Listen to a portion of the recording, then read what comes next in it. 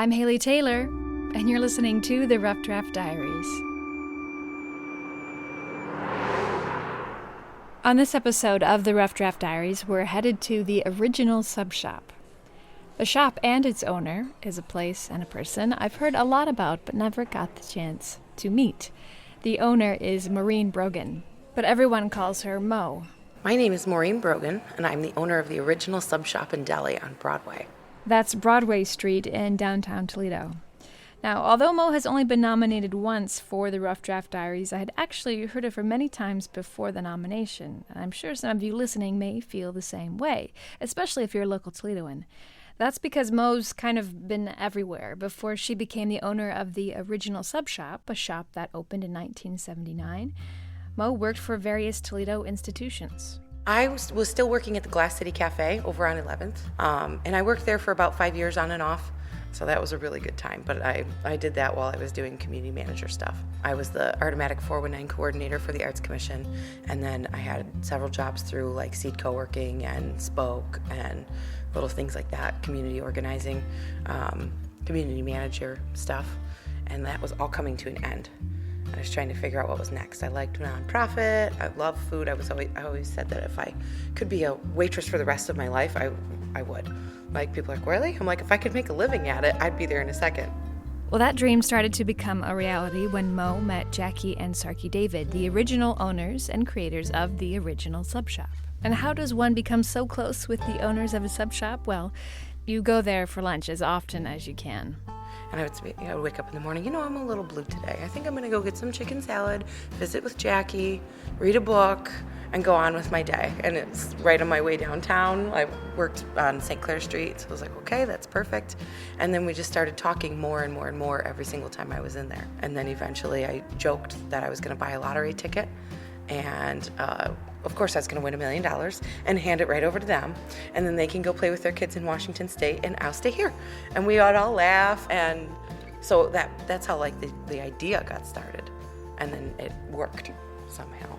So Jackie and Sarky made a deal with Mo that when they retired, Mo would buy the shop and run it on her own. And that's exactly what happened. About 1.5 years ago, the Davids retired, and Mo was suddenly the owner of the original sub shop. And again, this is not just any sub shop, it's the shop that Mo had loved and adored many years previous.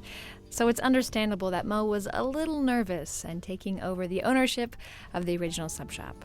Terrifying, because I was like, okay, this is like, if you're a waitress and you're broke, you just pick up another shift. And so it was like, okay, well, that's not like that anymore. Here we go. This is it.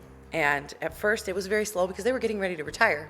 And so it was maybe like 4 or 5 people that would come in every day for when I was training. And then slowly it just like I started to tell people, and my regulars from all the other restaurants that I've worked in have started to come down, and pretty soon it was strangers that I didn't know, but they knew somebody that I knew. And now when I ask people how they found it out, it's, oh, we found it on, Smashing Toledo. Oh, we found it on Google. Now it's, oh, my friend told me about this, and I don't know their friend. And it's so exciting because that means it's out of my social sphere. I'm like, that's awesome. It means it's got a life of its own. And Mo has brought new life into the sub shop without changing much. The bread supplier has changed, a few new salads are added to the menu, and the onions are now grilled. But other than that, the main recipes have stayed the same. And Mo likes it that way, because for her, the sub shop is not just a place where you go to eat, but it's a place where you go to connect and recharge. I love people. I love talking to people. I love taking care of people. I love the fact that I can take care of them by bringing them food and they perk up. That's my favorite, when somebody walks in and they're all crusty and grumpy and kind of slouched over and they're kind of mumbling what they want. They don't really know. And then you feed them and it's like watering a plant that perks up, and suddenly they're sitting up straighter and they're smiling at you and they're friendlier to everybody. And it's just I don't know, it just makes me happy. And it's not just the store that has experienced an influx of new people. The street corner where the sub shop is located has also experienced some changes and new faces. Aaron Clausen has bought the Royal, the building across the street from the sub shop, and Dan Bosch has bought the Charleston, the building on the other side of the street from Mo. This trend is ongoing, and it seems every month, or maybe even every week, something new is coming to Toledo. And Mo recognizes this. In fact, she's known about it for a while. I've been fortunate enough to be a part of it for longer than people have known it's been going on. So when I was 19, I started at Friggers at the Field.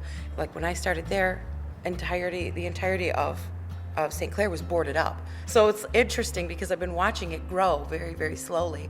And now people are catching on and getting excited, and people are talking about the fact that it's a renaissance, and they're not just seeing, oh, well, why are you putting your business down there? Why are you doing this? Why are you doing that? Because it's wonderful and it's growing and it's gathering speed, and it's a slow growth, which I find more comfortable because I feel like when things go really fast, they die really fast. I want to do it right. I want Toledo to build itself right. So I think that that's been going on for a long time, and it makes me joyous that I get to be a part of it. That's really cool. I'm Haley Taylor, and thanks for listening to this episode of the Rough Draft Diaries. Mo's choices for the next episode of the Rough Draft Diaries include Josh Wahey. I adore him. Rachel Richardson. Talk to her. And number 3, Micah Risher. I love people like that. Tune in next time to find out who I pick on the Rough Draft Diaries.